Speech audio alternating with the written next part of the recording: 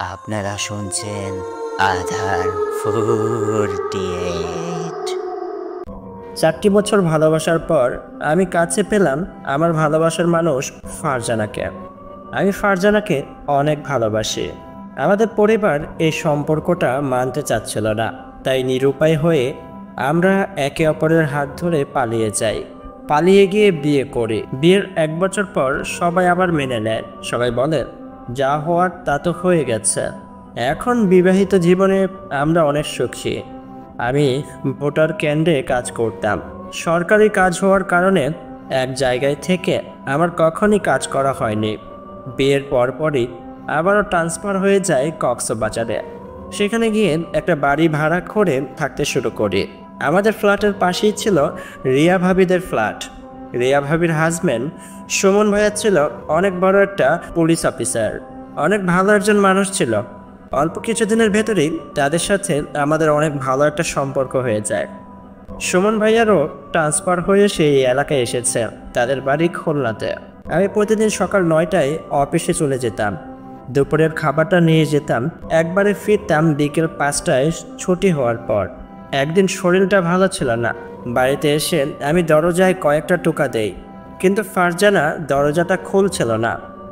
আমি অনেকবার তাকে ডাকাডাকি করে আমার দরজাটা খুলে যায় সুমন ভাইয়া। সুমন ভাইয়াকে দেখে তো আমি অবাক হয়ে যাই। আমি বলি, ভাইয়া আপনি আমার ঘরে? সুমন ভাইয়া বলেন, ও জীবন ভাই চলে এসেছেন? আর বলবেন না, ওই যে ঘরে চা পাতা শেষ হয়ে গেছে, তাই আপনাদের বাড়িতে এসেছে। ভাবির হাতের চাটা অনেক সুস্বাদু। এটা বলে সুমন ভাইয়া তার ঘরে চলে গেল। আমি ঘরে প্রবেশ করে দেখি আমার স্ত্রী ফারজানা পুরোপুরি ভিজে গেছে, যেন সে এইমাত্র গোসল করে এলো। আমি বলি, সুমন ভাইয়া এখানে কেন এসেছিল? ফারজানা আমাকে বলে, রিয়া ভাবি তো বাবার বাড়িতে গেছে। ভাইয়ার 2টা জামা নষ্ট হয়ে গেছে, তাই আমার কাছে দিল আর বলল, ভাবি একটু কষ্ট করে ধুয়ে দেবেন। তাই আমি জামা কাপড়ের সাথে ভাইয়ার 2টি জামাও ধুয়ে দিলাম। আমার বুঝতে আর বাকি রইল না যে তারা একে অপরের সাথে পরকীয়া করছে, কারণ দুজন 2 রকমের গল্প বানিয়ে শোনাচ্ছে আমাকে। আমি এই বিষয়ে আর কোনো কথা বলি না। খাবারের বাটিটা ঘরে রেখে সোজা আবারও বের হয়ে যাই। ফারজান আমাকে পেছন থেকে বলেন, কোথায় যাচ্ছ? আমি বলি, কাজ আছে। সে আরেকজনের সাথে পরকীয়া করছে। মনের কষ্টে হাজির হয়ে গেলাম একটা মদের ভাড়ে। সেই ভাড়ে উপস্থিত হয়ে আমি অনেক বেশি মদ খেতে শুরু করলাম। মদ খেতে খেতে অনেক বেশি মাতাল হয়ে গেছে। একজন লোক আমার কাছে এসে বলে, ভাই সেই দিনে এসেছেন, এখন রাতের 12টা বেজে গেছে, বাড়িতে যাবেন না? দোকান বন্ধ করবো তো। আমি বলি, আর বাড়ি যার জন্য যাব সে তো অন্যজনের কাছে। আমি আরেক বোতল মদ কিনে সেই ভাট থেকে বের হয়ে আসি। বার থেকে বের হয়ে আমি সোজা চলে আসি কক্সবাজারের সাগর পাড়ে। আমি যেখানে এসেছি এখানে দিনের বেলাতেও কোনো মানুষ তেমন একটা আসা যাওয়া করে না। আসলে এই পাশে অনেক ছিনতাই ডাকাতি হয়ে থাকে, কিন্তু এখন আমার আর কোনো ভয় নেই। কোনো ডাকাত যদি আমাকে মেরে ফেলুক না, এই জীবন রেখে আর কি লাভ হবে। আমি সেই 1 বোতল মদ নিয়ে সাগর পাড়ে বসে পড়লাম। আকাশে পূর্ণিমার চাঁদ। চাঁদের আলোতে আমি মদ খাচ্ছি আর বলছি, কি অভাব ছিল, আমি কি পারতাম না? আমি তো সব দিক দিয়ে পারফেক্ট ছিলাম। আমি তোমাকে অনেক সময় ধরে করতে পারতাম, তারপরেও তুমি আরেকজনের সাথে ঘুমিয়ে পড়লে, আরেকজনের সাথে বিছানা গরম করলে। সেই ফারজানা।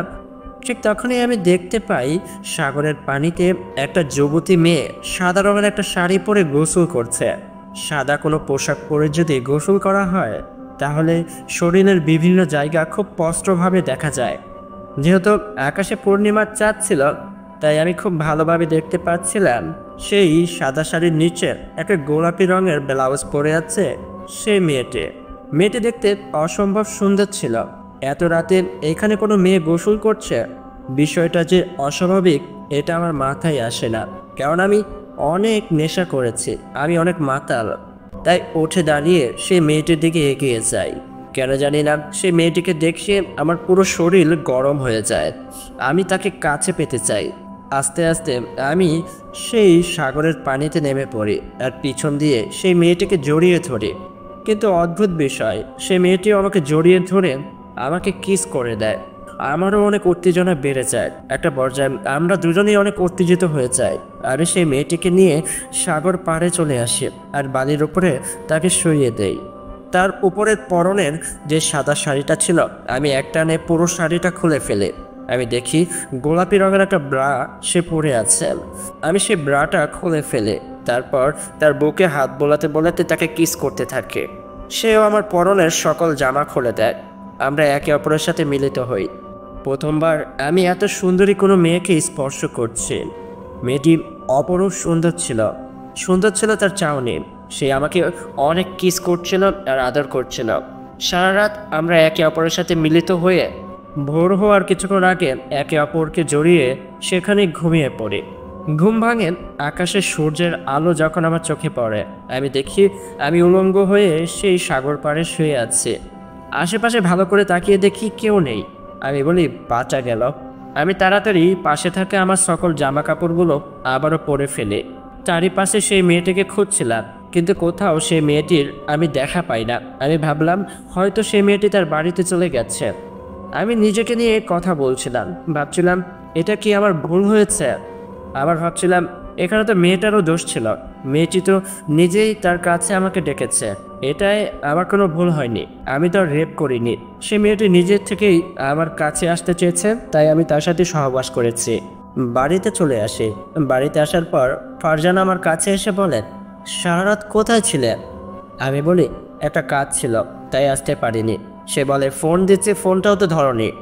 আমি বলি দেখতে পাইনি। সে বলে ঠিক আছে, নাস্তা দিয়েছি, টেবিলে গিয়ে নাস্তাটা খেয়ে নাও। আমার অনেক রাগ হচ্ছিল।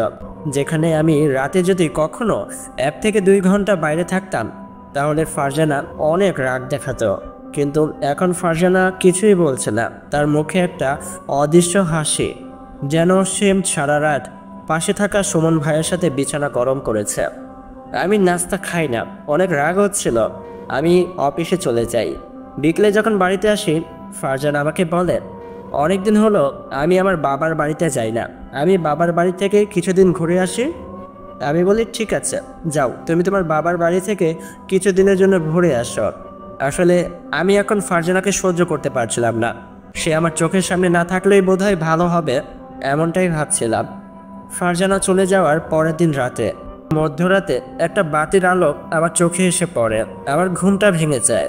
আমি দেখি আমাদের ঘরের বাথরুমের দরজাটা খোলা। আমি মনে মনে বলি এটা কিভাবে সম্ভব। আমি যখন ঘুমাতে যাব সকল বাতিগুলো নিভিয়ে দিয়েছিলাম আর বাথরুমের দরজাটা তো লাগিয়ে দিয়েছিলাম। তখনই আমি বুঝতে পারি বাথরুমে কেউ একজন ঝর্ণা ছেড়ে গোসল করছে। আমি বলি আমার বাথরুমে এত রাতে কে গোসল করছে? দরজা তো ভেতর থেকেই লাগানো, কে এলো এখন? আমি সেদিকে এগিয়ে যাই। আমি যখন বাথরুমের কাছে আসি আমি দেখি আমাদের বাথরুমে সেদিন ওই সাগর পাড়ে যে মেয়েটির সাথে আমি মেলামেশা করেছিলাম সে মেয়েটি উলঙ্গ হয়ে ঝর্ণা ছেড়ে গোসল করছে। মেয়েটি আমার দিকে তাকিয়ে বলে, কি ব্যাপার, কি দেখছো? দুধে হালতা গায়ের রং। আমার চোখ আটকিয়ে যায় তার নিচের দিকে। সে মেয়েটি আমার 2টি হাত টেনে তার কাছে নিয়ে যায়। আর কিছু বলার আগে সে আমার ঠোঁটে একটা চুমু দিয়ে দেয় আর বলে আদর করবে না? আমিও কিছু না ভেবেই তাকে আদর করতে শুরু করি। সে মেয়েটি আমার পরনের জামা কাপড়গুলো খুলে দেয়। ঝর্ণার পানি আমাদের একে অপরের শরীরে পড়ছিল। তাকে আদর করতে শুরু করি। দেয়ালের একটি পাশে লাগিয়ে আমি তার সাথে মেলামেশা করছিলাম। সব কিছু হয়ে যাওয়ার পর আমরা দুজনে গোসল করে আমাদের ডাইনিং টেবিলে এসে বসি। আমি চেয়ারে এসে বসেছিলাম। সে মেয়েটি আমার পাশে এসে বসে। আমি মেয়েটিকে বলি, কে আপনি?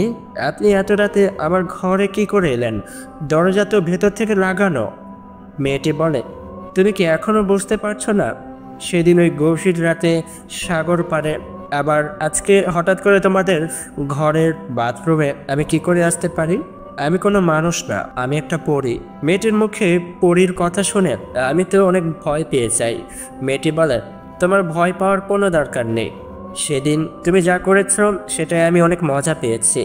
তুমি আমাকে অনেক সুখ দিয়েছ, আর এই সুখ পাওয়ার আশায় আমি আবারও চলে এসেছি তোমার কাছে। মেয়েটি বলে, সেদিন আমি সাগর পাড়ে গোসল করছিলাম। আমি জানতাম না পেছন থেকে তুমি আমাকে দেখছ, কিন্তু তুমি যখন আমাকে স্পর্শ করলে আমার একটা অন্যরকম অনুভূতি হলো, তাই আমি তোমাকে বাধা দিইনি। আমিও অনেক মজা পেয়েছি। পরিটি এত সুন্দর ছিল যে তার সাথে সহবাস করতে পেরে আমার জীবন ধন্য। তুমি প্রতি রাতে এসো, তোমার সাথে মিলন করে আমার যে কি যে ভালো লাগে।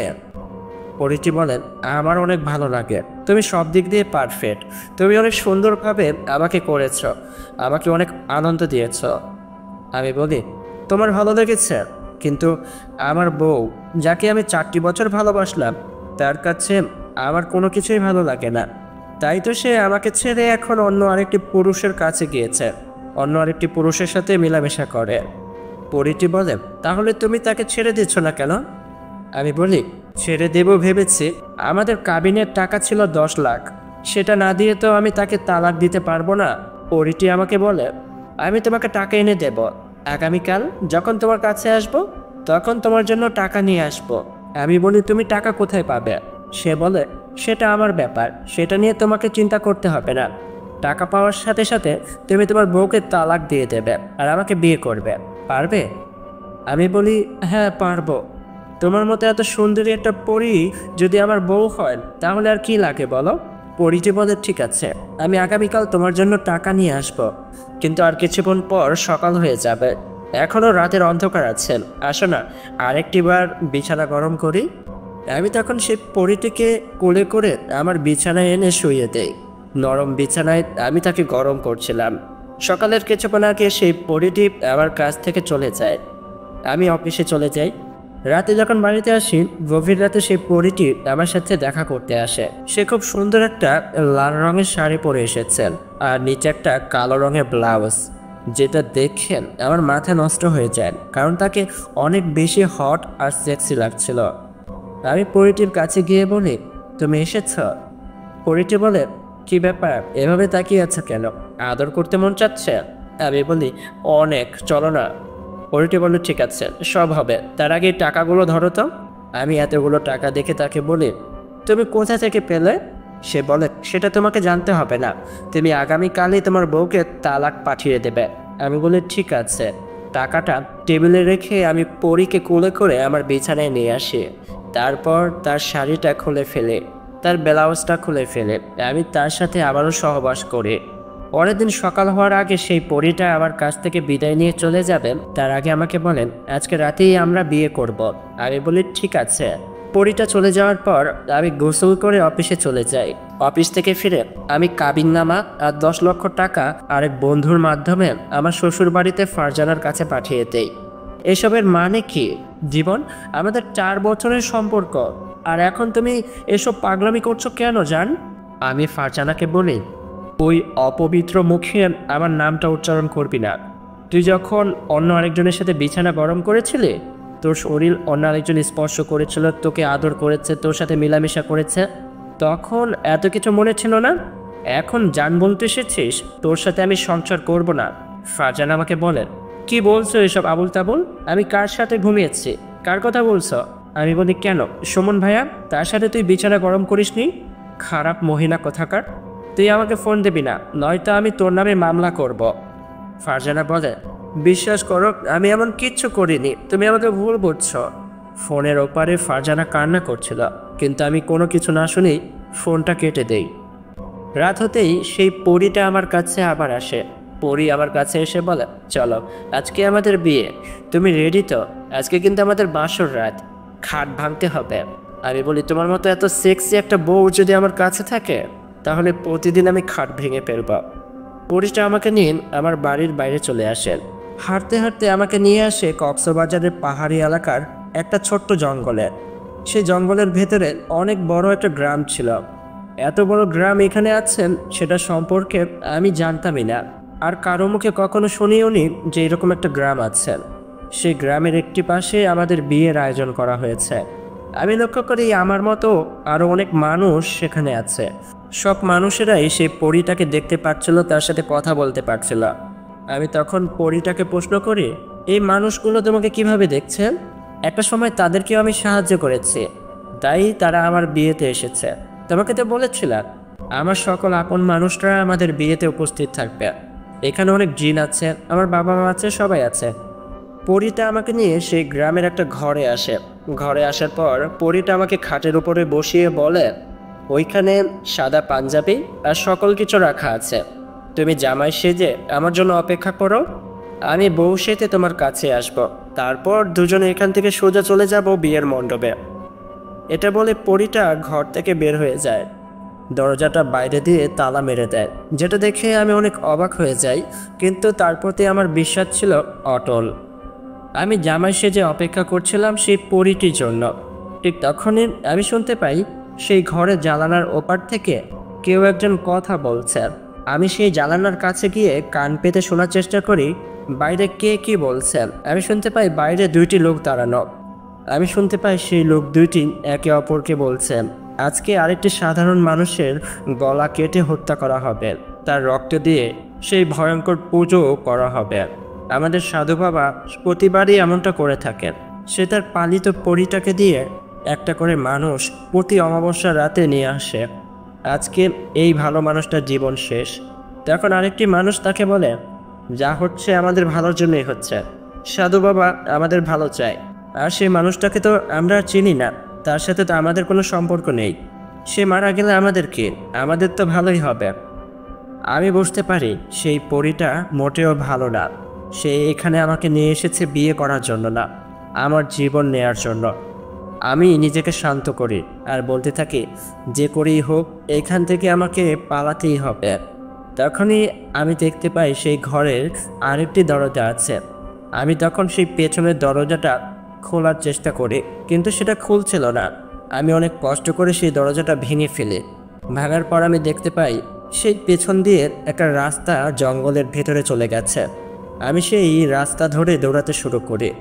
দৌড়াতে দৌড়াতে চারিপাশে একটা সময় ফজরের আজান শুনতে পাচ্ছিলাম। আমি আর দৌড়াতে পারছিলাম না, একটি গাছের নিচে গিয়ে বসে পড়ি। অনেক ক্লান্ত হয়ে পড়েছিলাম। দেখতে দেখতে চারিপাশে আলো ফুটে ওঠে। আমি কোনোভাবে উঠে দাঁড়াই, আর সাথে সাথে আমার স্ত্রী ফারজানাকে ফোন দিয়ে সকল কিছু খুলে বলে। ফারজানা আমাকে বলে, তুমি আমাকে যে ডিভোর্স লেটারটা পাঠিয়েছ সেটার উপরে এখনও আমি সাইন করিনি। তার মানে এখনও তুমি আমার স্বামী, আমি তোমার ওয়াইফ। আমি আবারও বলছি, জীবন তুমি যা যা ভাবছিলে সব কিছু ভুল। তুমি দয়া করে আমার সাথে একটিবার দেখা করো, এখনই আমাদের বাড়িতে চলে আসো। আমি তখন আমার শ্বশুর বাড়িতে চলে যাই। শ্বশুর বাড়িতে আসার পর আমি ফারজানার সাথে দেখা করে সব কিছু তাকে খুলে বলি। ফারজানা আমাকে বলে, এত বড় বিপদ তোমার কাঁধে, তুমি কেন সেই পরীটার সাথে এমনটা করতে গেলে?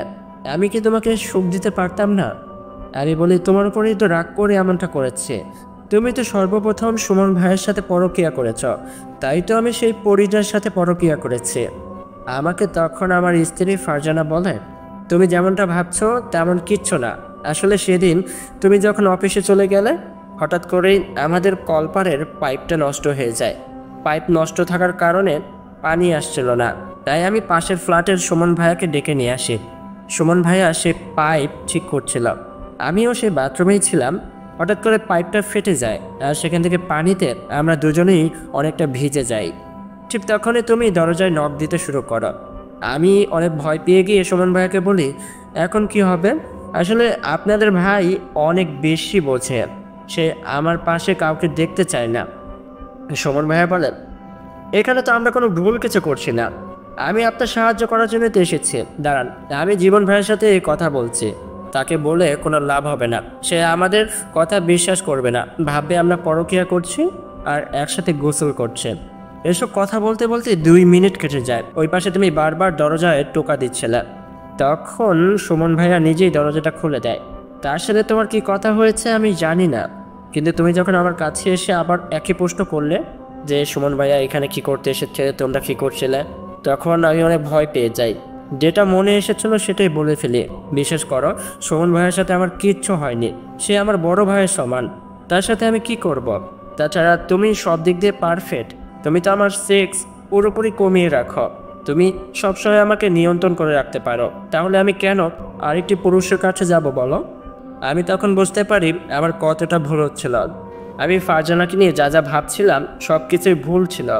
সে আসলেই এমনটা করেনি, কারণ আমি তার চোখ মুখ দেখে বুঝতে পারছিলাম সে সত্য কথাই বলছে। আমি তখন ফারজানাকে বলি, এখন আমি কি করব? সেই পরীটা যদি রাত হলে আমার কাছে আবার আসে? ফারজানা আমাকে বলে, ভয় পেও না, আমি যতক্ষণ বেঁচে আছি আমি আমার স্বামীর কোনো ক্ষতি হতে দেব না। আমি তখন ফারজানাকে বলি, কিন্তু আমরা সেই পরীটাকে আটকাবো কী করে? ফারজানা বলে, আমাদের একটা ভালো কবিরাজ দরকার। তখন আমি আর ফারজানা অনলাইনে একটা ভালো কবিরাজের সন্ধান করি। আমাদের চোখে একটা পোস্ট পড়ে, সেখানে লেখা, কালো জাদুর বিষয়ে, জিনপরির বিষয়ে যে কোনো বিষয়ে আমাদের সাথে যোগাযোগ করুন, আমরা গ্যারান্টির সাথে কাজ করে থাকি। আমরা সেই কবিরাজের নাম্বারে ফোন করি। তার নাম ছিল আজিম কবিরাজ। আমরা তাকে ফোন দেওয়ার পর সে ফোনটা ধরে আমাদের সাথে দেখা করার জন্য একটা ঠিকানা পাঠায়। আমি আর ফারজানা সে ঠিকানায় চলে যাই। তাকে গিয়ে আমাদের সাথে যা যা ঘটেছে সব কিছু বলি।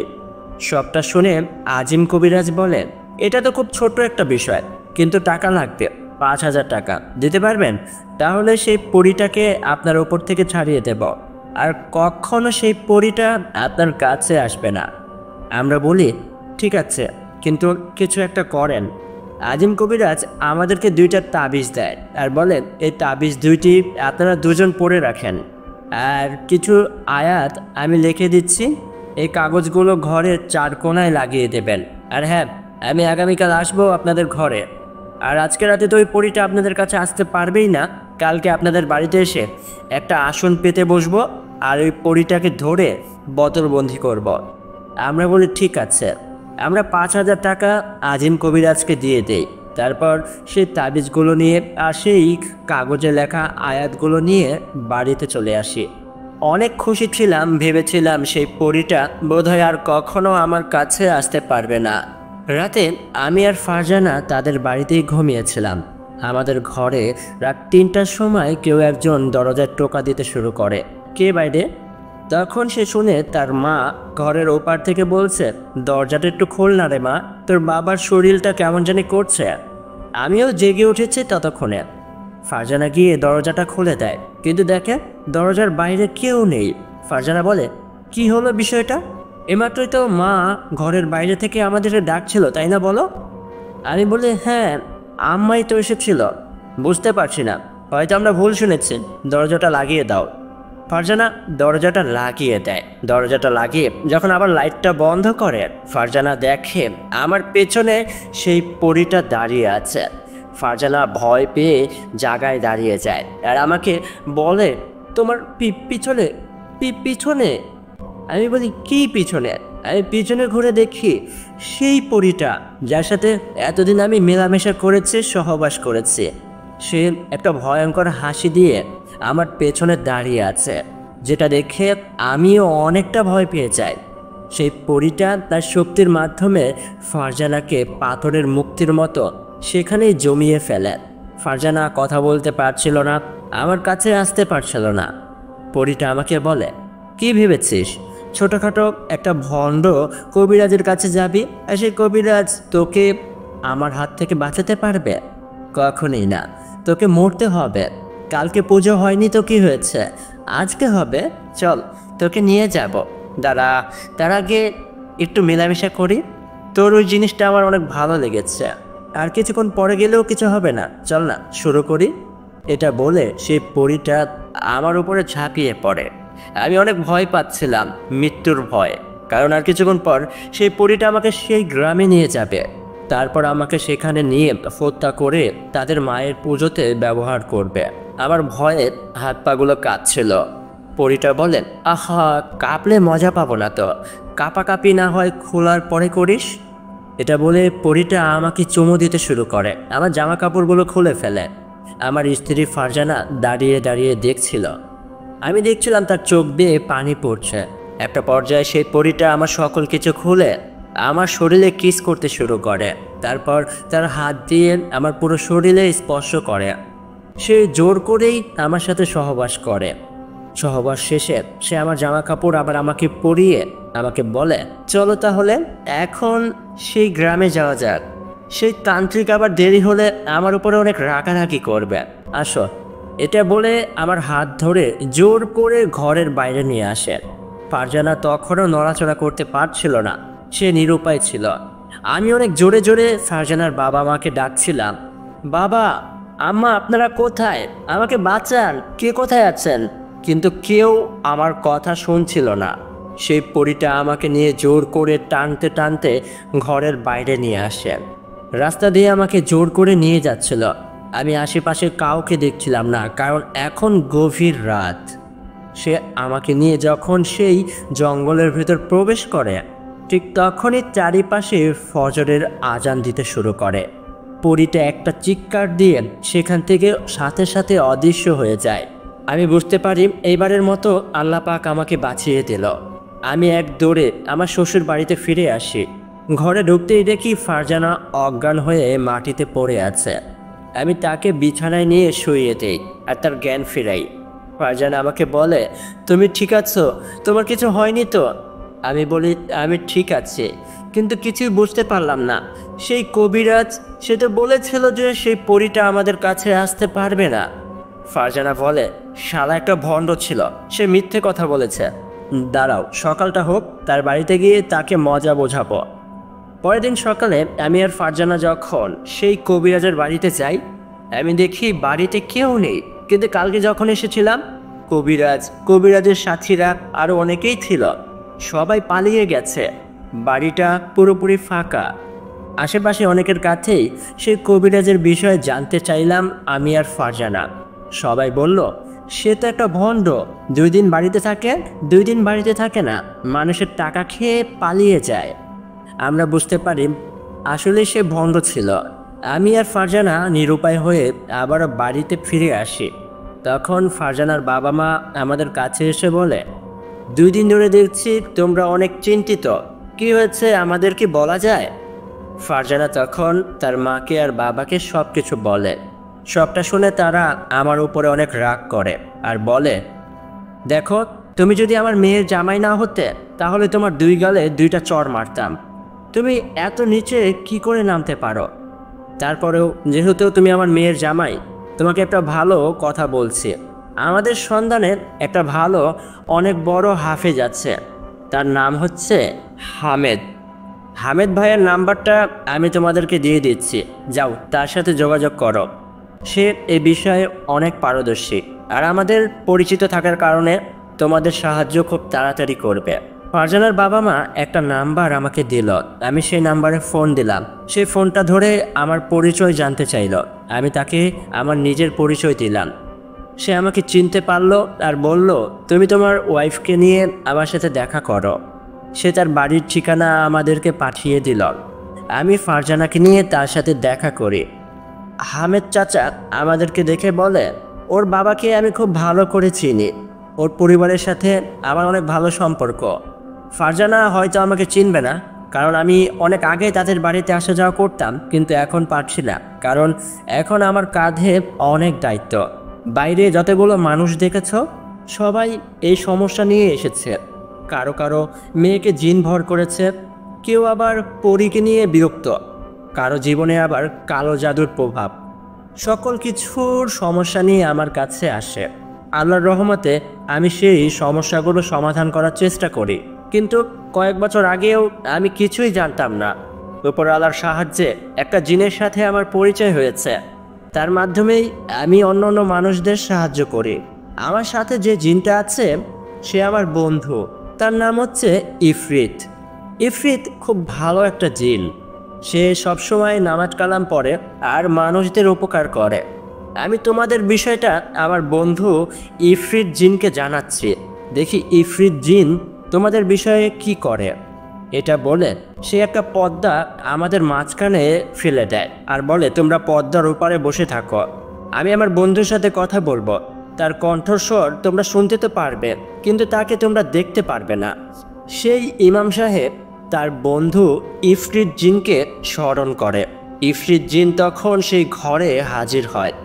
সেই জিনটাকে ইমাম সাহেব আমাদের বিষয়ে যা যা ঘটেছে সব কিছু বলে আর আমাদেরকে সাহায্য করতে বলে। আমরা সেই জিনের কণ্ঠস্বর শুনতে পাচ্ছিলাম, খুবই মোটা একটা কণ্ঠ। জিনটা বলে, দেখো, জীবন যে কাজটা করেছে এটা মহাপাপ, পরকীয়া জিনিসটা ভালো না, তারপরেও তাকে আমি সাহায্য করব।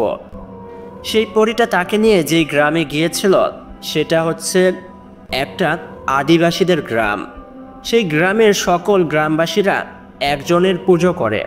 সে হচ্ছে তান্ত্রিক ভৈরবনাথ। ভৈরবনাথ শয়তানের পুজো করে, কালো জাদুতে পারদর্শী। সেই পরীটাকে দিয়ে ভৈরবনাথ প্রতি অমাবস্যার আগে একটা করে মানুষ তুলে নিয়ে আসে। তারপর সেই শয়তানের মুক্তির সামনে সেই মানুষটিকে হত্যা করে তার রক্ত দিয়েই শুরু হয় মহাপুজো। এই পুজোটি সেই তান্ত্রিক গত 30 বছর ধরে করছেন। এইবার সেই পরীটি জীবনের উপরে নজর ফেলেছে। এখন কি করতে হবে আমি সেটা বলছি। সেই পরীটাকে তো চাইলেই আমি হারাতে পারবো, কিন্তু তার সাথে থাকা সেই তান্ত্রিক আমাকে মেরে ফেলবে। তাই তোমার সাহায্য আমার দরকার বন্ধু। তুমি যা বলবে আমি সব কিছু করব। আমি আর তুমি মিলে সেই তান্ত্রিক আর সেই পরীর বিরুদ্ধে যুদ্ধ করে হলেও তাদেরকে সাহায্য করব। জিনটা তখন বলে, কিন্তু বন্ধু আমার, এই কাজটি করতে গেলে তোমাকে প্রাণ হারাতে হতে পারে, আমারও প্রাণ চলে যেতে পারে। তখন হাফেজ সাহেব বলেন, ভালো কাজ করতে গিয়ে যদি মৃত্যু হয় তাতে আমার কোনো আফসোস নেই, কিন্তু এই ছোট ছোট 2টি বাচ্চার জীবন তো বেঁচে যাবে। তখন সেই জিনটি বলে কি করতে হবে। হাফেজ সাহেব সব কিছু মনোযোগ সহকারে শুনে তার বন্ধুকে বিদায় করে দেয়। তারপর আমাদেরকে বলে, আজ রাতে সেই পরীটি আবারও তোমাদের কাছে আসবে। গতকাল যেহেতু সে তোমাকে নিয়ে যেতে পারেনি, তাই আজকে নিয়ে যেতে আসবে। অমাবস্যা আর 2 দিন থাকবে। এই 2 দিনের ভেতরে তোমাকে যে করেই হোক সে তুলে নিয়ে যাবেই। কিন্তু তুমি ভয় পেও না, আজ রাতে তোমাদের বাড়িতে আমি ও আমার সাথী বন্ধু উপস্থিত থাকব। ইফরিত বলেছে তোমাদেরকে সাহায্য করবে, এজন্য যদি তার মৃত্যু হয় তাতেও কোনো আফসোস থাকবে না। কিন্তু বাবা জীবন, তোমাকে একটা কথা বলি, আর কখনো কোনো দিন তোমার বউকে ছেড়ে অন্য কোনো মেয়ের উপরে নজর দিও না। পরকীয়া জিনিসটা ভালো না, এটার জন্য তুমি জাহান্নামী হবে, তোমার সংসার ধ্বংস হয়ে যেতে পারে। তাই বলছি বাবা, এসব কাজ থেকে বিরত থাকো। এখন তোমরা যাও, বিকেলবেলা আমি তোমাদের বাড়িতে আসব। আমি ফারজানাকে নিয়ে হাফেজ সাহেবের কাছে বিদায় নিয়ে বাড়িতে ফিরে আসি। রাস্তায় আমি কান্না করছিলাম, নিজেকে নিয়ে অনেক অনুশোচনা হচ্ছিল। আমি একই করলাম, আজকে আমার একটা ছোট্ট ভুলের জন্য আমার জীবন চলে যাচ্ছে, আমার সংসার ভেঙে যাচ্ছে। ফারজানা আমাকে সান্ত্বনা দিয়ে বলে, মানুষ মাত্রই তো ভুল হয়, তুমি একটা ভুল করেছ, এই বলে তো তুমি সারা জীবন আর ভুল করবে না। দেখো, আল্লাহ পাক হচ্ছে দয়াশীল, তুমি তার কাছে মাপ চাও, উপরওয়ালাকে বলো তুমি এমন ভুল আর কখনো করবে না। আমরা বাড়িতে ফিরে আসি। ফারজানার বাবা মা আমার কাছে এসে বলে, হাফেজ সাহেবের সাথে দেখা করতে পেরেছ? আমি বলি, জি বাবা, দেখা করতে পেরেছি, সে বিকেলবেলা বাড়িতে আসবে। তারা বলে, ঠিক আছে, আমি জানতাম সে আসবে, তার সাথে আমাদের একটা সময় অনেক ভালো সম্পর্ক ছিল, এখনও আছে, ফোনে কথাবার্তা হয়, কিন্তু এখন সে আর বাড়িতে আসে না। আমি তখন ফারজানার বাবা মার কাছে জানতে চাই। হাফেজ সাহেব বলল, কিছুদিন আগেও নাকি সে আমাদের মতোই সাধারণ একটা মানুষ ছিল, হঠাৎ করেই নাকি একটা ইফরিত নামক জিন তার বন্ধু হয়ে যায়, আর সেই ইফরিত জিনের মাধ্যমেই সে মানুষের সাহায্য করে। তার সাথে আমাদের অনেক ভালো সম্পর্ক, আমরা একই গ্রামের 2 ভাই। সে ধার্মিক একটা মানুষ, সবসময় নামাজ কালাম পড়তো, ছোট থেকেই আল্লাহ পাকের রাস্তায় চলতো। একদিন তার সাথে তার বন্ধু ইফরিতে দেখা হয়। আসলে হাফেজ সাহেব প্রতি রাতে কোরআন তেলাওয়াত করত, আর সেই কোরআন তেলাওয়াত ছিল অনেক মধুর। আমিও মাঝে মাঝে বসে বসে কোরআন তেলাওয়াত শুনতাম। তখনও সে কোনো হাফেজ হয়ে ওঠেনি, সবেমাত্র কোরআন শরীফ খতম করেছে। তখন তার বয়স আনুমানিক 10 কিংবা 15 হবে। তখন থেকেই সে জিনটা তার সাথে আছে, সেই জিনটাই তাকে উৎসাহ দিয়েছিল হাফেজ হওয়ার জন্য। তার মাধ্যমেই সে অনেক দূর পর্যন্ত পড়াশোনা করে আর হাফেজ হয়ে যায়। সেদিনের পর থেকে সে মানুষের উপকার করে। আমরা তখন বলি, ও আচ্ছা। আমি আর ফারজানা ঘরে চলে আসি। বিকেলবেলা ইমাম সাহেব আমাদের বাড়িতে আসে, সোফায় এসে বসে। ফারজানার বাবা মা তাকে বলে, দেখো ভাই আমার, ছেলেটা ভুল করেছে, কিন্তু শত হলেও তো আমার মেয়ের জামাই, তাকে সাহায্য করাটা আমাদের দায়িত্ব, তুমি কিছু একটা করো। হাফেজ সাহেব বলেন, এ বিষয়ে আমি তাদেরকেও বলেছি, তারা শুনেছে, ইফরিত জিন নিজেও বলেছে। এটা করতে গিয়ে আমারও ইফরিতের জানের ঝুঁকি আছে, তারপরেও এই কাজটি আমরা করব। দেখো, সেই পরীটাকে আটকানোটা অত সহজ হবে না। তোমরা শুধু আল্লাহর কাছে দোয়া করো। আর হ্যাঁ, আজকে রাতে আমি তোমাদের বাড়িতেই থাকতে চাই। ফারজানার বাবা মা তখন ইমাম সাহেবকে বলে, এটা তো অনেক ভালো কথা, অনেকদিন পর দুই ভাই একসাথে থাকবো, সারা রাত গল্প করব। ইমাম সাহেব বলে, না ভাই আমার, সেটা হবে না। আমি আসলে এই ডাইনিং টেবিলেই বসে থাকবো, তোমরা যে যার ঘরে থাকবে। আজকে রাতে আমি সেই পরীটার সাথে কথা বলবো। তখন আমরা বলি, সেই পরীটা অনেক ভয়ঙ্কর, সে যদি আপনাকে মেরে ফেলে? হাফেজ সাহেব বলেন, আমার সাথে আমার বন্ধু ইফরিত তো আছে। ইফরিত যতক্ষণ আমার কাছে আছে আমার কোনো ভয় নেই, সেই পরীটা আমার কিছু করতে পারবে না। তোমরা আমাকে নিয়ে চিন্তা করো না, যাও যে যার ঘরে চলে যাও। আর হ্যাঁ, এশারের নামাজ পড়ে আল্লাহর কাছে দোয়া করতে থাকো, আমি যেন সেই পরীটাকে বোঝাতে পারি। ফারজানার বাবা মা তাদের ঘরে চলে যায়। আমি ফারজানাকে নিয়ে আমাদের ঘরে চলে আসি। এশারের নামাজ পড়ে জায়নামাজে দুজনে বসে আল্লাহর কাছে মাপ চাইছিলাম আর এই বিপদের হাত থেকে বাঁচার জন্য সাহায্য চাচ্ছিলাম। জানি না আজকে রাতে কি পারবে ইমাম সাহেব সেই পরীটাকে বুঝিয়ে আবারও ফেরত পাঠাতে। গভীর রাত নেমে আসে, অনেক ভয় পাচ্ছিলাম। তখন আমি আর ফারজানা শুনতে পাই বাইরে অনেক ধস্তাধস্তির শব্দ হচ্ছে। আমি ঘরের বাইরে বের হতে চাইলে ফারজানা আমাকে বলে, তুমি বের হইও না, হয়তো চাচা যান কিছু একটা করছে, আমাদেরকে তো মানা করেছে আমরা যেন সকালের আগে ঘরের বাইরে না যাই। সারাটা রাত এভাবেই কাটে, অনেক ধস্তাধস্তির শব্দ, অনেক কিছু পড়ে যাওয়ার শব্দ, জিনিসপত্র ভেঙে চুরে যাওয়ার শব্দ পাচ্ছিলাম আমরা। ফজরের আজান দিতেই আমরা ঘরের বাইরে আসি। আমরা সবাই নিচে এসে দেখি ইমাম সাহেব চেয়ারের উপরে বসে আছে আর চারিপাশে সকল কাচের জিনিস ভেঙে চুরে একাকার হয়ে গেছে। ফারজানার বাবা মা ইমাম সাহেবের কাছে গিয়ে বলে, কি হয়েছে ভাই আমার? ইমাম সাহেব বলেন, আমি ব্যর্থ হয়েছি। ইমাম সাহেব বলতে থাকে, কাল রাতে কি ঘটেছে? ইমাম সাহেব বলে, গভীর রাতে সেই পরীটি বাড়ির ভেতর প্রবেশ করে, আমি তার পথ আটকিয়ে দাঁড়াই। পরীটি আমাকে বলেন, তুই কে? তুই কি মরতে চাস? আমি বলি, না, আমি মরতে চাই না, কিন্তু আল্লাহ পাক যদি আমাকে নিয়ে যেতে চায় তাহলে আমাকে বাঁচিয়ে রাখার ক্ষমতা কারও নেই। আমার মুখে এই কথা শোনেন সেই পরীটি হাসতে হাসতে বলে, তুই আমার জন্যই অপেক্ষা করছিলি তাই না? আমি বলি, তোমার মাথায় তো দেখছি অনেক বুদ্ধি। সে বলে, দেখ, এসব ছোটোখাটো বিষয় আমি বুঝি। ইমাম, তুই আমার পথ ছেড়ে দাঁড়া, আমি সেই ছেলেটিকে নিয়ে যাব। কারণ অমাবস্যা শেষ হতে আর মাত্র 2 দিন আছে, আমাদের পুজোটা কমপ্লিট করতে হবে। তাই বলছি ইমাম, তুই আমাদের পথ ছেড়ে সরে যা। আমি তখন সেই পরীটিকে বলি, দেখো, আমি তোমার সাথে কথা বলতে চাই। আমি জানি তোমাকে কে পাঠিয়েছে, ভৈরবনাথ, তাই তো? তুমি ফিরে যাও, তুমি তাকে গিয়ে বলো তুমি সেই ছেলেটিকে আনতে পারবে না, কারণ আমি সেই ছেলেটিকে রক্ষা করছি। সেই পরীটি তখন অনেক রেগে গিয়ে আমাকে একটা ধাক্কা দেয় আর বলে, সাধারণ মানুষ হয়ে তুই আমার পথ আটকিয়ে দাঁড়িয়েছিস, এখন আবার বলছিস আমি সেই ছেলেটাকে ছেড়ে দেব? তোকে তো আমি এখনই মেরে ফেলব। সেই পরীটি ভয়ানক রূপে যখন আমার দিকে এগিয়ে আসে, ঠিক তখনই আমার সামনে এসে দাঁড়ায় আমার বন্ধু ইফরিত। ইফরিত জিনকে দেখে পরীটা কয়েক পা পিছনে সরে যায়। ইফরিতকে বলে, তুই তুই এখানে কোথা থেকে এলি? দেখ, আমাকে তুই কোনো ক্ষতি করিস না, তাহলে ভৈরবনাথ তোকে মেরে ফেলবেন। আমার বন্ধু ইফরিত তখন সেই পরীটাকে বলে, তুই আর তোর ভৈরবনাথ দুজনকেই একসাথে কবর দিয়ে দেব, এখনই ভালো ভালো বলছি, এখান থেকে চলে যা। পরীটি বলে, না, আমি যাব না।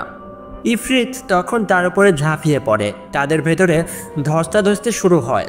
কিন্তু সেই পরীটা আমার বন্ধু জিনের সাথে পেরে ওঠে না, সে হার মেনে সেখান থেকে পালিয়ে যায়।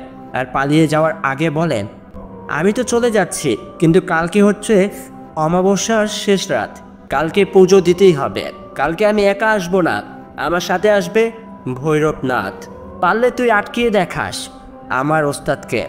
এটা বলে পরীটা তখন সেখান থেকে অদৃশ্য হয়ে যায়। আমার হাত পাগুলো কাঁপছিল, কারণ আজ রাতে আমাকে কে বাঁচাবে? ইমাম সাহেব আমার এই অবস্থা দেখে আমাকে বলে, তুমি ভয় পেও না, ভৈরবনাথ হয়তো শক্তিশালী, কিন্তু ওই যে উপরওয়ালা, সে সকল শক্তির ঊর্ধ্বে।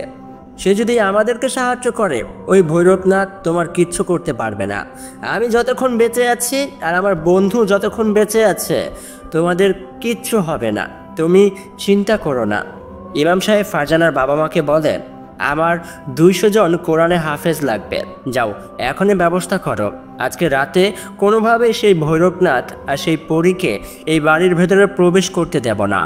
আমরা এক নাগারে কোরআন শরীফ পড়ে তাদেরকে আটকানো ট্রাই করব।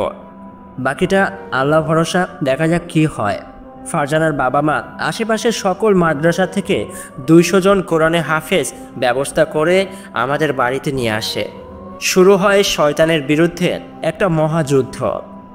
হাফেজ সাহেব আমাকে বলেন, তুমি আমাদের সকলের মাঝখানে বসবেন, তোমার চারিপাশে আমরা 200 জন হাফেজ কোরআন শরীফ পড়ব। দেখি কিভাবে তোমাকে এখান থেকে সেই ভৈরবনাথ আর সেই পরীটা তুলে নিয়ে যায়। ফারজানার বাবা মাকে আর ফারজানাকে ইমাম সাহেব বলে, তোমরা 3 জন একটি ঘরে থাকবে, ঘরটা আমি বাইরে থেকে তালা মেরে দেব। যাই হোক না কেন, রাতে ঘর থেকে বের হবে না। আমি অনেক ভয় পাচ্ছিলাম। ইমাম সাহেব আমাকে বলে, মৃত্যুকে নিয়ে ভয় পাচ্ছ? আরে আল্লাহ পাক কি বলেছে জানো? মৃত্যু হচ্ছে আমাদের মুসলমানের জন্য একটা উপহার, কিন্তু তোমার মতো মুসলমানদের জন্য এটা ভয়, কারণ তুমি সারা জীবন পাপ কাজ করেছ, কখনোই আল্লাহ পাকের রাস্তায় চলার জন্য চেষ্টা করনি। আমার জন্য মৃত্যু হচ্ছে উপহার। আমার মৃত্যু নিয়ে কোনো ভয় নেই, কারণ আমি জানি আমি কোনো খারাপ কাজ করছি না, আমি একটা ভালো কাজ করছি। কিন্তু তুমি ভয় পাচ্ছ কারণ তুমি অনেক খারাপ কাজ করেছ। দেখো জীবন, আজকে রাতের পরে যদি তুমি বেঁচে যাও, তাহলে তুমি কথা দাও আর কখনোই আল্লাহ পাকের রাস্তা থেকে ফিরে আসবে না। আমি তখন ইমাম সাহেবকে কথা দেই, আজকে যদি আমি বেঁচে যাই, তাহলে কাল থেকে আমি পুরোপুরি ভালো হয়ে যাব। এই জীবনে আর কখনো কোনো খারাপ কাজ করব না। সন্ধ্যের পর 200 জন কোরআনের হাফেজ গোল করে সেই বাড়ির নিচতলায় বসে পড়ে আর আমাকে সকলের মাঝখানে এনে বসায়।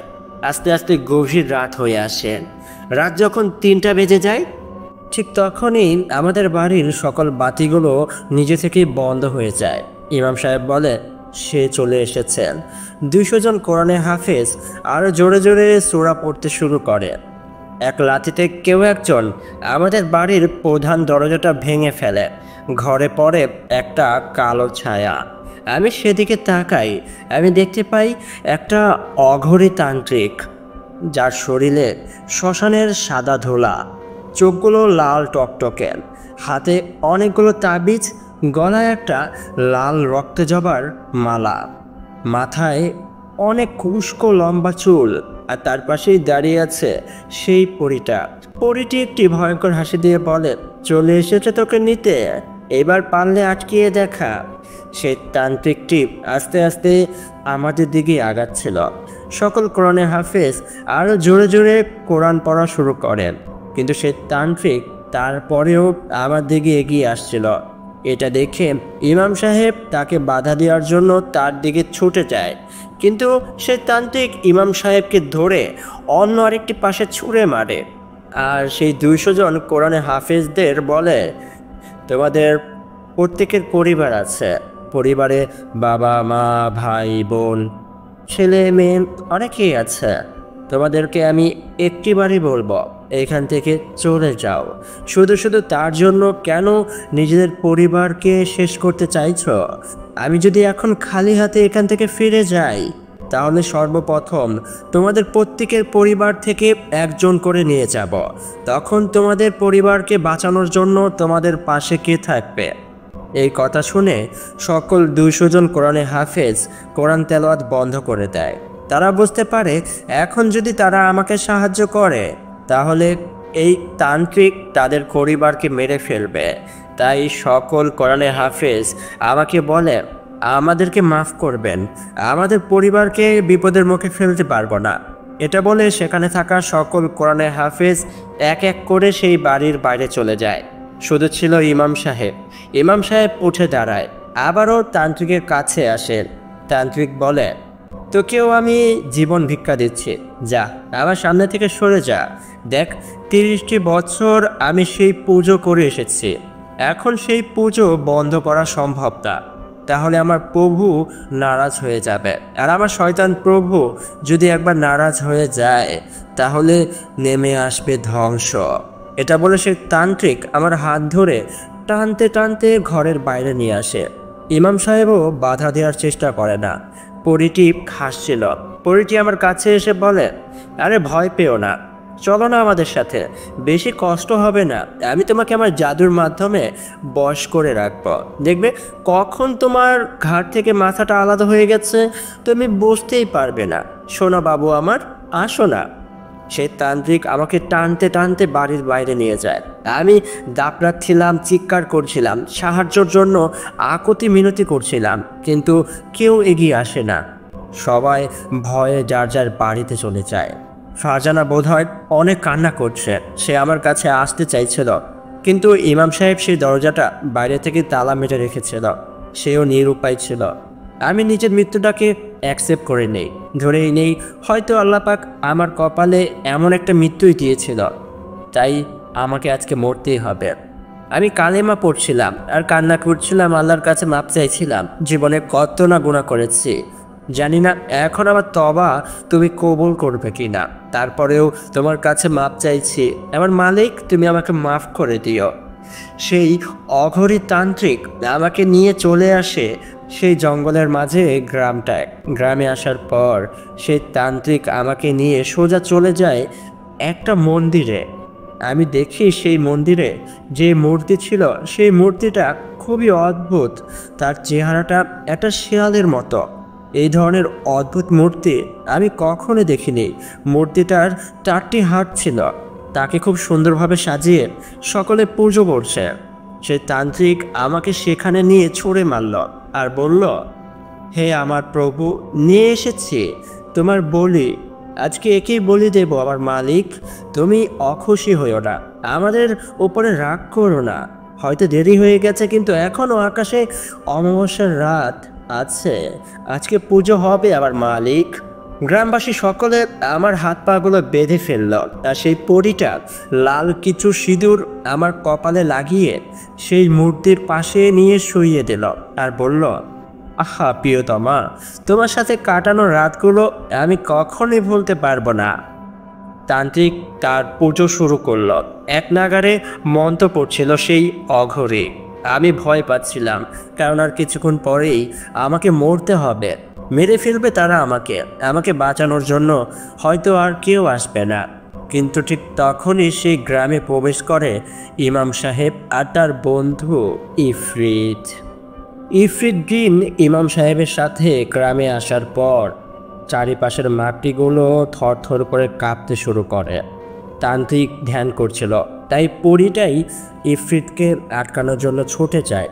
কিন্তু ইফরিত জিন এখন অনেক রেগে গেছেন, কারণ সে তান্ত্রিক তার বন্ধু ইমাম সাহেবকে এত আঘাত করেছে যে কপাল ফেটে রক্ত বের হচ্ছিল। ইফরিত এইবার আর কোনো দয়া মায়া করে না। সেই পরীটাকে ধরে সাথে সাথে হত্যা করে ফেলে। পরীটাকে হত্যা করার সাথে সাথে সেই অঘরীর ধ্যান নষ্ট হয়ে যায়।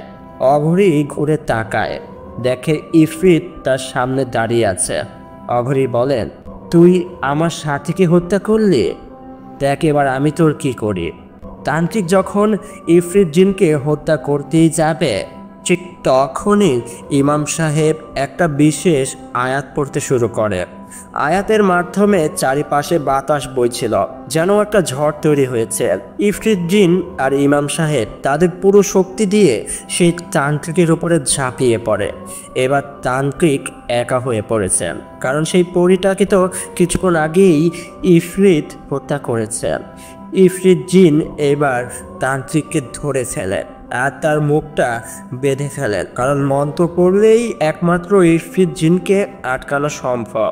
সকল গ্রামবাসীরা এই দৃশ্য দেখছিল, কিন্তু একটা জিনের সাথে যুদ্ধ করবে এমন সাহস কারো হচ্ছিল না। ইমাম সাহেব সকল গ্রামবাসীর উদ্দেশ্যে বলল, আমি জানি না আপনারা কি হিন্দু না মুসলমান নাকি বৌদ্ধ নাকি খ্রিস্টান, কিন্তু আমি এতটুকু জানি আপনারা মানুষ।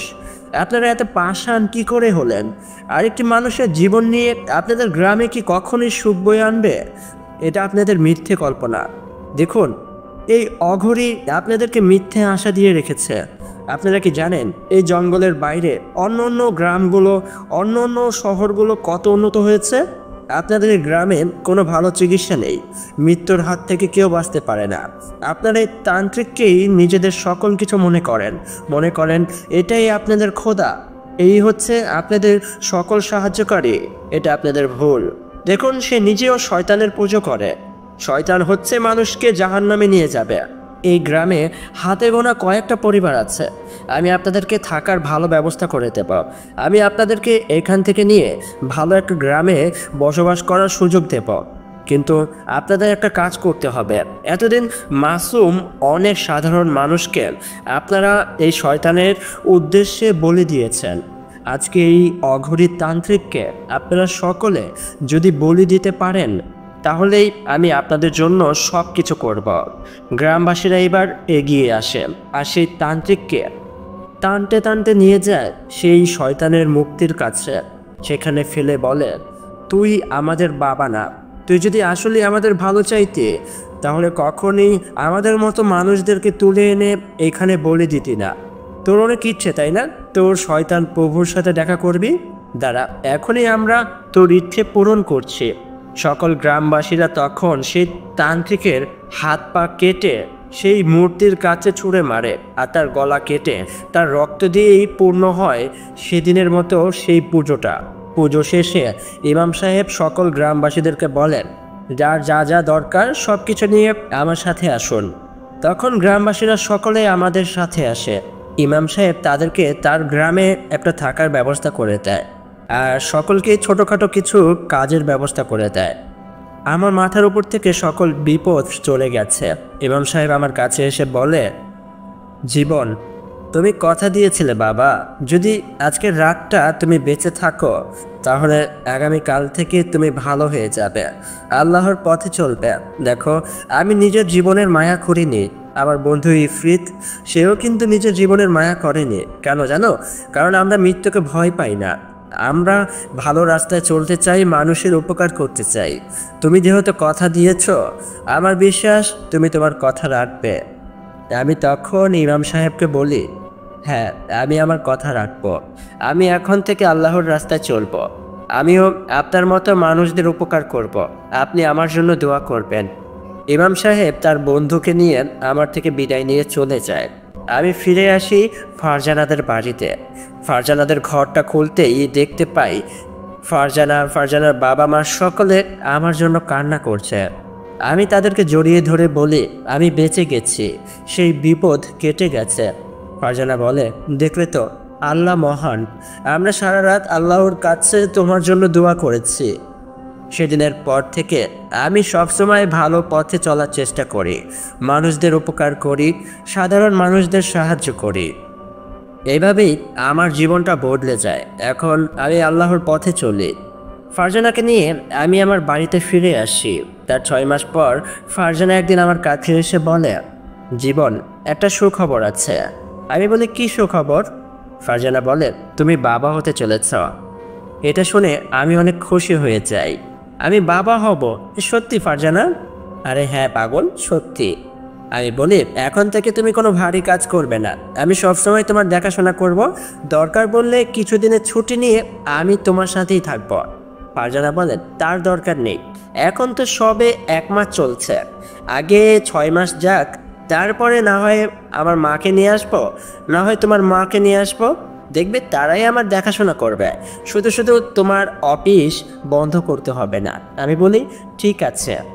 এভাবেই 3টি মাস কেটে যায়। ফারজানা যখন 3 মাসের প্রেগনেন্ট, তখন একদিন রাতে ফারজানা খুব অদ্ভুত একটা স্বপ্ন দেখে, যেটা দেখে সে কান্না করতে করতে ঘুম থেকে জেগে ওঠে। আমি ফারজানাকে বলি, কি হয়েছে? তুমি এভাবে কান্না করছো কেন? কি হয়েছে? ফারজানা তখন আমাকে বলে, আমি স্বপ্নের মাঝে দেখলাম সেই পরীটা। আমি বলি, কোন পরীর কথা বলছো? ওই পরীকে তো ইফরিত জিন হত্যা করেছে।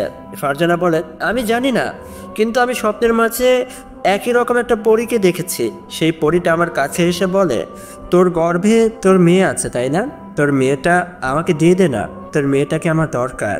তোর স্বামীকে তো আমি পেলাম না, কিন্তু এই মেয়েটাকে আমি আমার শয়তান প্রভুকে উৎসর্গ করব। দিবি দিবি বল, তোর মেয়েটাকে দিবি? এটা বলছিল আর আমার পেটের উপরে তার হাত নাড়াচ্ছিল। এটা দেখেই আমার ঘুমটা ভেঙে যায়। জীবন, তাহলে কি বিপদ কাটেনি? সেই পরীটা কি আবারও ফিরে এসেছে? আমি তখন কিছু আয়াত পড়ে ফারজানাকে ফু দিয়ে বলি, আরে না, আমার চোখের সামনে ইফরিত সেই পরীটাকে হত্যা করেছে, এটা কোনোভাবেই সম্ভব না। তারপরেও আমি আগামীকাল ইমাম সাহেবের সাথে আবার দেখা করব, তাকে আমি জানাবো, তুমি চিন্তা করো না। পরের দিন আমি সেই ইমাম সাহেবের কাছে যাই। ইমাম সাহেব আমাকে বলে, কেমন আছো জীবন? আমি বলি, আলহামদুলিল্লাহ, আল্লাহর রাস্তায় যে এত শান্তি আমি কল্পনাও করিনি। আপনাকে অসংখ্য ধন্যবাদ, আপনার জন্যেই আমি এই আল্লাহর পথে চলতে পারছি। ইমাম সাহেব বলে, কি মনে করে আমার কাছে এলে বলো? আমি তখন ইমাম সাহেবকে গতকাল রাতে আমার স্ত্রী ফারজানা যে স্বপ্নটা দেখেছে সেই স্বপ্নটার বিষয়ে জানাই। ইমাম সাহেব আমার মুখে সব কিছু শুনে আমাকে বলে, এটা কি করে সম্ভব? সেই পরীটাকে তো আমার বন্ধু হত্যা করেছে। দাঁড়াও তো, আমি এখনই ইফরিতকে স্মরণ করছি। তখন ইমাম সাহেব ঘরের বাতি নিভিয়ে দরজা লাগিয়ে ইফরিত জিনকে স্মরণ করে। আমার চোখের সামনে এবার ইফরিত দৃশ্যমান হয়। আমিও ইফরিত জিনকে দেখতে পাচ্ছিলাম। আমি ইমাম সাহেবকে বলি, আমি তাকে দেখতে পাচ্ছি। ইমাম সাহেব বলে, তুমি তাকে এই কারণেই দেখতে পাচ্ছ, এখন তোমার ঈমান শক্ত হয়েছে। ইফরিত একটা ভালো জিন। এতদিন তুমি তাকে দেখতে পাওনি কারণ তুমি খারাপ ছিলে, এখন তুমি ভালো হয়ে গেছ। আমি দেখি ইফরিত দেখতে অনেক সুন্দর, তরুণ একটা যুবক। তার পরনে সাদা অদ্ভুত একটা পোশাক, তার শরীর থেকে খুব সুন্দর একটা মিষ্টি ঘ্রাণ আসছে। তার চোখের কিনারায় সুরমা দেওয়া, চুলগুলো অনেক লম্বা লম্বা। ইফরিত আমাকে একটা সালাম দিয়ে বলে, আসসালামু আলাইকুম। আমি তার সালামের উত্তর নেই, আমিও তাকে একটা সালাম দেই, সে আমার সালামের উত্তর নেয়। ইমাম সাহেব তখন ইফরিতকে বলে, জীবন কি বলছে? গতকাল রাতে নাকি সেই পরীটা আবার এসেছিল, কিন্তু এটা কি করে সম্ভব বন্ধু? তুমি তো আমাদের চোখের সামনেই সেই পরীটাকে হত্যা করেছে, তাই না? ইফরিত তখন বলে, দেখো, সেদিন আমি সেই পরীটাকে অদৃশ্য অবস্থায় হত্যা করেছিলাম। সে আর কখনোই ফিরে আসতে পারবে না, কারণ সে আর নেই। কিন্তু গতকাল রাতে ফারজানার কাছে যেই পরীটা এসেছিল সেই পরী হচ্ছে আগের পরীটার যমজ বোন। তারা একসাথেই জন্মগ্রহণ করেছে, তাদের চেহারা একই রকম। সে তার বোনের প্রতিশোধ নেওয়ার জন্য এসেছে। এই কথা শুনে আমি তো অনেক ভয় পেয়ে যাই। ইফরিত বলে, ভয় পেও না জীবন, আজ রাতেই তোমাদের ঘরে আমি তাকে স্মরণ করব, সে আসবে, আমার বিশ্বাস তাকে আমরা বোঝাতে পারবো। আমি বলি, ঠিক আছে। সেদিন আমাদের বাসায় ইমাম সাহেব আসে। ইমাম সাহেবকে এতদিন পরে ফারজানা দেখে অনেক খুশি হয়, তাকে জড়িয়ে ধরেন আর বলে, চাচা আপনি কেমন আছেন? ইমাম সাহেব বলেন, অনেক ভালো আছি মা, তোমার বাবুর কি অবস্থা? ফারজানা বলেন, অনেক ভালো, কিন্তু আমি গতকাল রাতে স্বপ্নে দেখেছি ওই পরীটাকে, বিশ্বাস করেন চাচা? ইমাম সাহেব বলেন, আমি জানি তো তুমি সত্য কথা বলছো, কিন্তু মা আমি তো এর জন্য এসেছি, তুমি চিন্তা করো না, আমার উপরে বিশ্বাস আছে তো? হ্যাঁ চাচা, অনেক বিশ্বাস আছে। সেদিন রাতেই ইমাম সাহেব আসন পেতে বসে। আমাদের সাথে ইফরিতও ছিল। ইফরিতকে আমি দেখতে পাচ্ছিলাম আর ইমাম সাহেব দেখতে পাচ্ছিল, কিন্তু আমার ওয়াইফ ফারজানা তাকে দেখতে পাচ্ছিল না, তার কণ্ঠ শুনতে পাচ্ছিল। একটা পর্যায়ে গভীর রাতে সেই খারাপ পরীটা আমাদের ঘরে আসে, যাকে দেখে ফারজানা অনেক ভয় পেয়ে যায়। বলে, হ্যাঁ আমি ওকেই দেখেছিলাম গতকাল রাতে।